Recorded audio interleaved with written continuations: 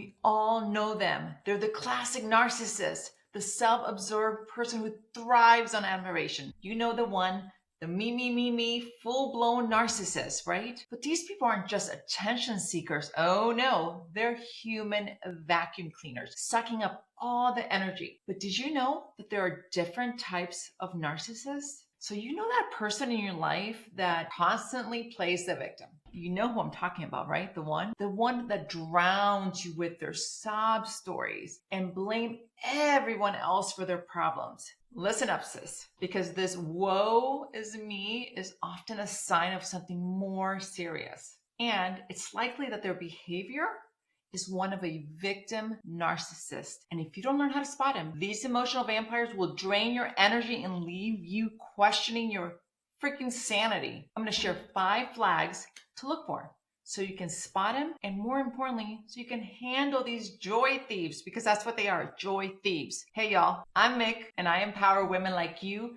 to unlock your purpose and design a life overflowing with fulfillment and joy. So you can bathe, be anything, and do everything you desire. I want you to get on with the business of being joyously happy. That's my goal. So while happiness absolutely 100% starts within, occasionally you'll come across some joy thieves. And you have to learn how to protect yourself. You got to learn how to guard yourself.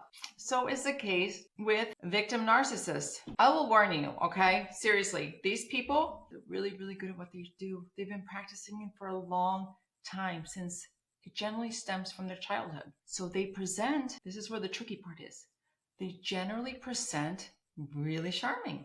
Like so charming as heck, you're like, oh my God, I love this person. And that's how they hook you.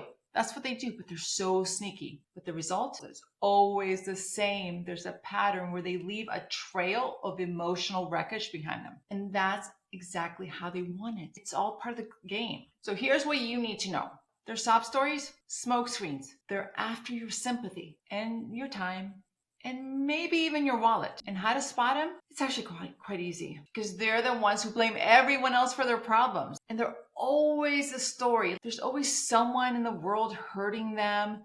They play the wounded bird so beautifully. You can all hold up, okay? Because it's really important to decipher between a friend who needs your support, because of course, feeling down once in a while happens to the best of us. And shit does happen, right? This is part of life. And we all need friends who support us. This is not what I'm talking about. So don't confuse the two, right? Between someone who needs help and someone who's constantly the energy suckers. I'm talking about that friend that always seems to be in crisis. This pattern of woe is me is one of a victim narcissist, right? And they are masters of disguise. Now, don't be fooled by their crocodile tears, because they're so good at it. Because underneath their fragile facade lies this manipulator. Now, honestly, I had no idea so many narcissists or so many branches of narcissists existed. Who knew narcissism wore so many different hats? It turns out they sure does. There are all kinds out there. Now, y'all, I'm not a therapist, okay? But I'm not a fool either. The patterns are so easy to spot. Here are some red flags to look for. Okay, red flag number 1, the blame boomerang. Boom, boom. These victim narcissists are like Olympic level blamers. They are expert at pointing fingers. Clearly, the world has conspired against them. And victim narcissists are champions at the reverse projection. My God, they will twist the conversation. They will make you feel so guilty for something they did wrong. It's wild.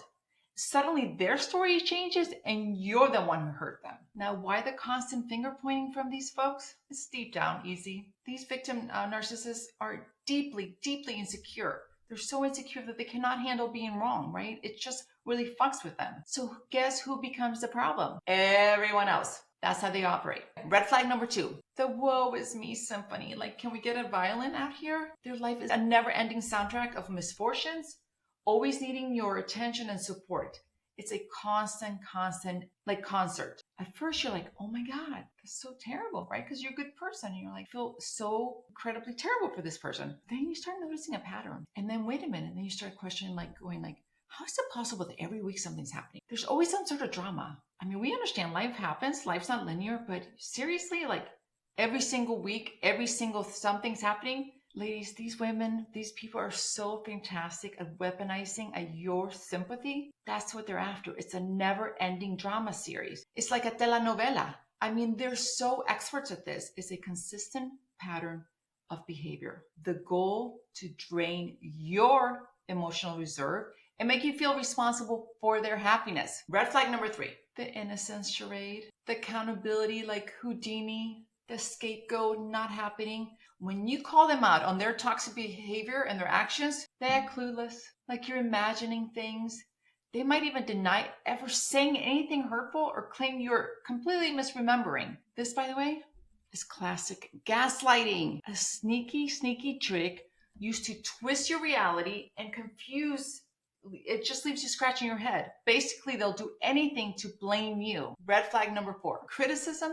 Oh my God, forget it. Forget constructive feedback. Victim narcissists see criticism as a personal attack, right? So there's no way. Mention something they could improve upon. Brace yourself for a complete fucking meltdown. They might lash out, get icy cold, get completely shut down communication. They're impossible to deal with. So watch out for that. Okay, red flag number 5. The easiest red flag is your gut. Follow your gut. Pay attention to how they make you feel. Do you feel like drained and confused after interacting with them? Follow your gut. Trust your instincts. They're not failing you. There you have it. The 5 red flags to look out for. For me, a quick story. Why do I know so much about this? Because it's just recently, this shit just happened to me. I had a run-in with a person who turned out to be a victim narcissist. And honestly, for a hot second, I thought I was losing my mind. Like I kept questioning myself that I started jotting things down, documenting every conversation, which automatically is a red flag. Like there's no way I should be documenting conversations I'm having with people.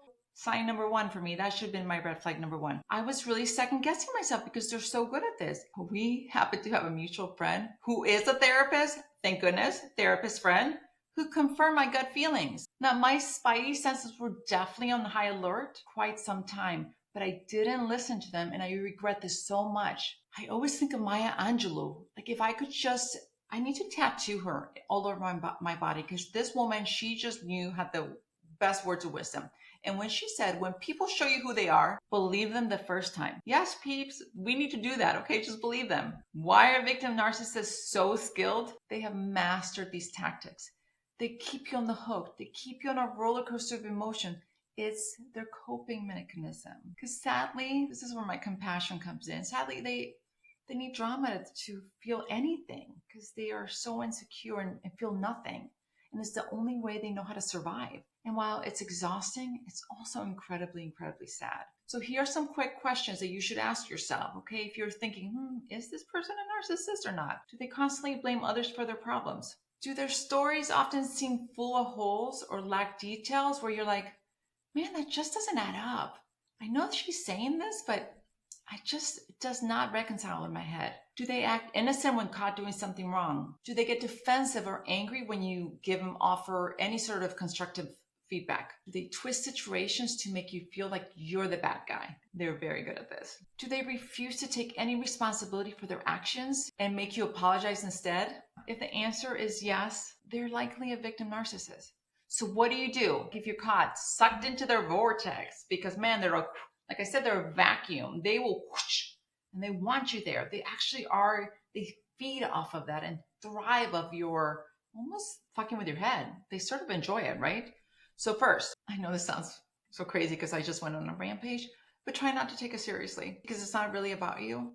I know this is hard, but if you can tap into your compassion and understand that they are sick, and keep in mind that this is a mental disorder. And so as frustrating and maddening as it can be to deal with people like this, trust me, it's also important to extend compassion and understand that this is deeply rooted in a lot of childhood trauma. They were most likely raised by a narcissist. And this is the only way they know how to survive and cope. Number 1, afford some compassion. If you could remove yourself from this situation and say, send some love to this person, they really do need it, and some healing. And so while I encourage you to have compassion though, don't be a flipping fool. Like, don't take the bait. Like if possible, walk away and protect your energy. Do not engage. Do not engage. Do not engage. I'm telling you this right now. This is what they thrive. So do not remove yourself as quickly as possible and cut the ties. Because the thing is, you can't help them. You can't heal them. You can't fix them. Okay. These wounded birds, they will not change for you. They've got some serious issues and they're way bigger. They're like like above your pay raise. So let it go. And so stop trying. I will warn you though, when you do break up with these people, they don't like it because ultimately they want to control you, right? So they'll try to do all kinds of crazy things to get you back in their toxic loop. And it's usually through another poor me story. So they really, really pull at your heartstrings. And so don't fall for it, okay? In my case, I learned in a really crazy way that victim narcissists can become also very obsessive. It's almost dangerous and a little scary. So it's best to cut ties, recognize their games, and move on. Forget if they get crazy, just ignore, deny, deny, deny. Another thing you can do, obviously, it gets a little trickier though, right? If you find yourself in dealing with a victim narcissist who's a family member, per se, it's not like you can just cut them off. So I would really, really encourage you to seek professional help. Again, I'm not a therapist, but seek someone who knows, who's trained on how to handle narcissists, because it's really tricky and you can quickly become all caught up in their web of lies. Seek professional help and have them help you set boundaries. And of course, if you work with one, that's also tricky because you can't just leave them. But I would say at that point, really practice what I call boundaries and the arm reach test, meaning like limit your interactions with them and only when necessary pull them in. Victim narcissists, they're really tricky. Now, if this is helpful, please share with your friends. And while you're here, you should definitely check out this video that I have on boundaries because it goes hand in hand. So there you go. Check this video out on boundaries. Until next time, see you later. Remember to BADE, B-A-D-E.